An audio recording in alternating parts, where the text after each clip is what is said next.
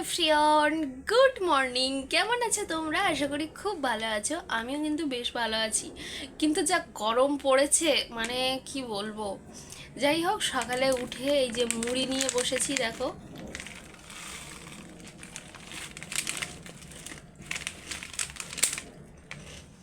এই মুড়িটা খেতে যা ভালো লাগে না। এই দেখো, তোমরা কে কে পছন্দ করো কমেন্টে জানিও। এই মুড়িটা ঘরে থাকলেই আমি খেয়ে নিই, ভীষণ ভালো টেস্ট। তো এই গরমের মধ্যে তো রান্নাবান্না করতে একদমই ইচ্ছা করছে না। দেখি কি রান্নাবান্না করা যায়। ভাবছি একটু আম ডাল করব, তার সাথে আলু ভেজে নেবো। মানে গরমে পাতলা পাতলা খাবার, প্রচণ্ড গরম বাবা। তারপরে ঘরে একটু হাওয়া ঢোকে না, কিছু ঢোকে না। তো চলো কি রান্না করছি তোমাদের সাথে শেয়ার করব, তার আগে এটা খেয়ে নিই। চলো। জানো তো গরমের মধ্যে জল এত পরিমাণে লাগছে যে জল আমাদের অনেক দিন চলে যেত, 5-6 দিন চলে যেত, সেই জল 3-4 দিনে শেষ হয়ে যাচ্ছে। যে ড্রাম খালি হয়ে গেছে, তো এই ড্রামটা এখন বাইরে বসিয়ে দিয়ে আসবো। কতটুকু জল আছে এটা, বাইরে বসিয়ে দিয়ে আসবো। কারণ কি বলতো, এখানে থাকলে আমি রান্না করতে পারবো না, জায়গা এত কম পড়ে, কি বলবো। তো দরজাটা খোলাই আছে, বর হচ্ছে বেরিয়েছে, তো আমি আর দরজাটা দিইনি, এই যে খোলা। তো চলো বাইরে রাখি।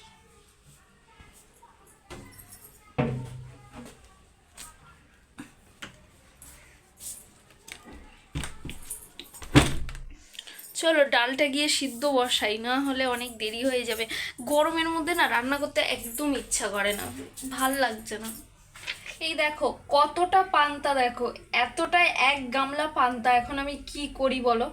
এই 1 গামলা পান্তা কি আর ফেলে দেওয়া যায়? এইটা তো খেতে হবে। দেখি বরকে ফোন করে দেখি, ও যদি বলে যে পান্তা আর আলু ভাজা বা কিছু একটা করে নাও, তাহলে এটা দিয়েই চালিয়ে দেবো, আর রান্না করতে হবে না। চলো দেখি কি করা যায়। বরকে ফোন করলাম, তোমাদেরকে বললাম না, বরকে ফোন করেছিলাম। ও বলছে আমি পান্তা খেয়ে নেবো, তোমার মতো একটু ভাত বসাও অল্প করে। আমি একটা আইডিয়া করেছি যে পান্তাটার সাথে যদি একটু আলুর কি বলবো, মানে আলুর চপ টাইপের না, গোল গোল করে আলু কেটে বেসন দিয়ে যদি এরকম চপের স্টাইলে ভেজে দিই, তাহলে পান্তা দিয়ে দারুণভাবে খেয়ে নিতে পারবে। আর আমার মতো কি অল্প একটু ভাত বসাবো, যদি বসাই তো বসাবো, তাহলে আমিও ওটা দিয়ে খেয়ে নেবো, আলাদা করে আর কিচ্ছুটি করবো না। মানে আবার আর ভালোই লাগছে না করতে।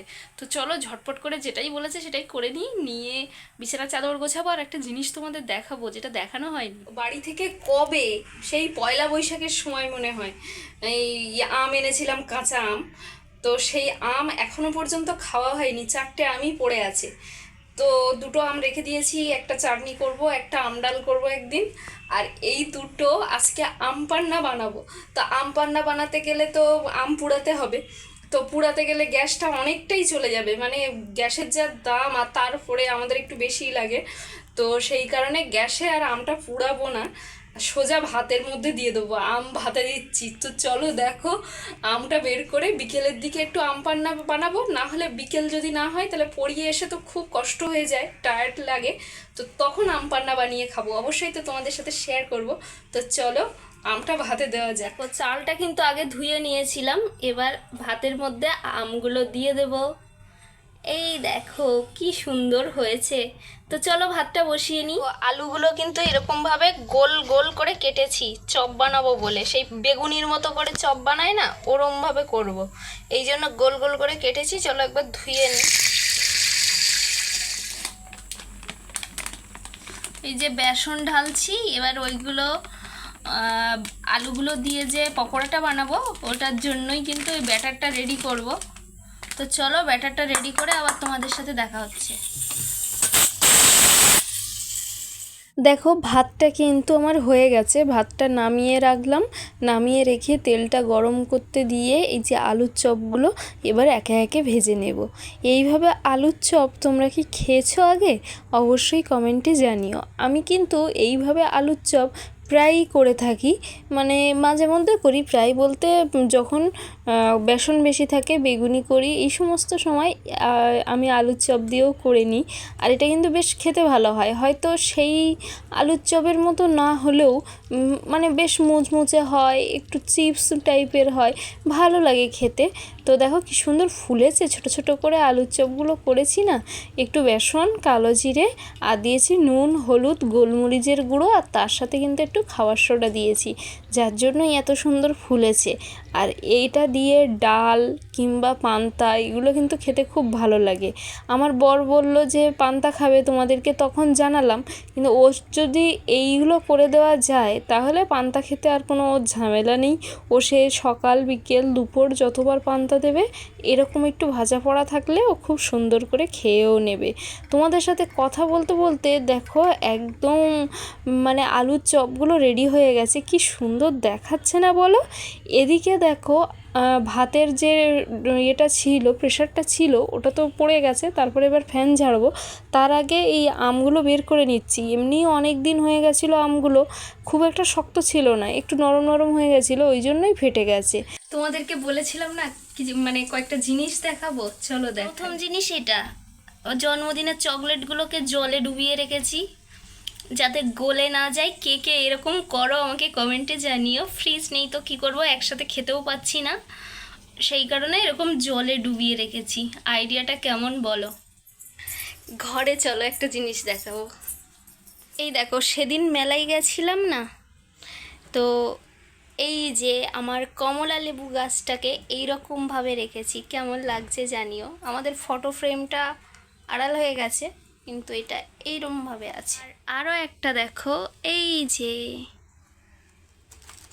এটাকে আমি এইখানে রেখেছি। এই যে আমার পড়ার টেবিলটা তো আমার বর দখল করে নিয়েছে, তো ওখানেই এই প্রিন্টারটার পাশেই রেখেছি, কেমন লাগছে জানিও। বর দুপুরে বাড়ি আসার পরে ও বলল কি যে আম পান্নাটা আগেই বানিয়ে নিই, বিকেলবেলা আর অতটা ভালো লাগবে না। তাই আমি বললাম যে ঠিক আছে, তাহলে আমি আর বানাবো না, তুমিই বানিয়ে ফেলো। তো ওই যে দেখো আমের পাল্পগুলো নিয়ে নিয়েছে, নিয়ে এই যে গ্রাইন্ডারটা ছিল হাতের হ্যান্ড গ্রাইন্ডার, ওটা দিয়েই কিন্তু ও বানালো। আর বেশ জানো তো খেতে সুন্দর হয়েছিল। আমরা চিনি দিইনি, জাস্ট একটু বিট লবণ আর একটু জিরের গুঁড়ো দিয়েই কিন্তু খেতে বসে গেছি। আর এটা খেতে যা লাগছিল না, এই গরমের মধ্যে টক টক কিছু খেলে কিন্তু মনে হয় তখন যে অনেকটাই মানে গরমটা কমে গেছে, আমার তো তাই মনে হয়। তারপরে বিকেলে তো রেডি হয়ে পড়াতে গেছিলাম, পড়া থেকে এই যে বেরিয়ে সোজা মাছ বাজারে চলে এলাম। আর মাছ বাজারে এখান থেকে অনেক দিন ধরে ইচ্ছে হচ্ছিলো একটু কিছু চুনো মাছ খাওয়া হবে। বড় মাছ না গরমে ঠিক ভালো লাগে না, ছোট ছোট মাছ খেতেই ভালো লাগে, আর কাটারও ঝামেলা আছে। তারপরে একটু সবজি বাজার করে নিলাম, একটু উচ্ছে নিয়েছি। আর এই যে দেখো বাড়িতে চলে এসেছি, বাড়িতে এসে এই যে তোমাদের মাছ দেখালাম, বেলে মাছ নিয়েছি, অনেক দিন বেলে মাছ খাই না। আর এই চুনো মাছ নিয়েছি, এগুলো কাটতে কাটতেই তো আমার 12টা বেজে গেছে। মানে সত্যি সত্যি 10, 10:30 থেকে বসেছি, 12টার সময় সমস্ত কাজবাজ সেরে এই উঠলাম। আর মাছগুলোতে নুন হলুদ মাখিয়ে প্রথমে বেলে মাছগুলো ভেজে নেব, কারণ দুপুরবেলা তো সেইভাবে কিছু রান্না করা হয়নি। তোমরা দেখলে যে শুধু এই আলুর চপ মতো বানিয়েছিলাম, ও তো দুপুরেই শেষ হয়ে গেছে। তাই এখন একটু মাছের ঝোল করব, না হলে রাতে খাওয়ার মতো কিছুই নেই। তো বেলে মাছগুলো ভেজে নিচ্ছি, নিয়ে ভালো করে টমেটো দিয়ে কষিয়ে নিয়েছি। মানে খুব একটা যে মশলা দিইনি, একটু পেঁয়াজ কুচি, টমেটো কুচি, আদা রসুনের পেস্ট, আর এই দেখো গোটা গোটা করে পেঁয়াজ কুটেছিলাম, দিয়ে আলু দিয়ে মাছের পাতলা ঝোল করেছি। দেখতে ওরকম মানে একটু লাগছে, কিন্তু খুব একটা যে রিচ হয়নি, নর্মালি ছিল। আর এদিকে দেখো চুনো মাছগুলো ভাজতে বসিয়ে আমি এইবার যাব একটু গা ধুতে। দেখছো তো আমার চোখগুলো কতটা টায়ার্ড লাগছে গরমের মধ্যে, মানে মাছ ভেজে অবস্থা খারাপ। তো চলো আজকের মতো টাটা, দেখা হবে নেক্সট দিন, বাই।